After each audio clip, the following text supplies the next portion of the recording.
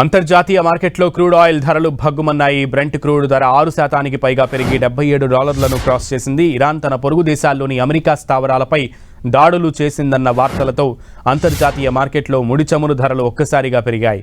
చమురు ధరలు పెరగడం వల్ల భారత్ లాంటి దేశాల్లో ద్రవ్యోల్బణం పెరుగుతుందన్న భయం ఇన్వెస్టర్లలో మొదలైంది. హార్మూజ్ జలసంధి ద్వారా రోజుకు సగటున 2.5 మిలియన్ బ్యారెళ్ల చమురు దిగుమతి అవుతోంది. ఇది మన దేశం మొత్తం దిగుమతుల్లో 50% సమానం. ఈ సరఫరా నిలిచిపోయినా మన నిల్వలు దాదాపు 60 రోజుల దిగుమతులకు సరిపోతాయని ప్రభుత్వ వర్గాలు తెలిపాయి.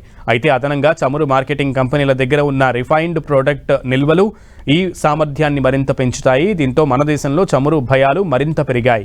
ప్రపంచవ్యాప్తంగా వినియోగించే ముడి చమురులో సుమారు 3వ వంతు హార్మూజ్ జలసంధి ద్వారానే రవాణా అవుతుంది.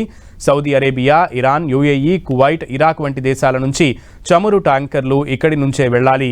అయితే మిడిల్ ఈస్ట్, పశ్చిమాసియాలో యుద్ధ మేఘాలు కమ్ముకోవడంతో ఇరాన్ ఈ జలసంధిని మూసివేస్తుందా లేదా రవాణాను అడ్డుకుంటుందేమో అన్న భయం మార్కెట్లను వణికిస్తోంది.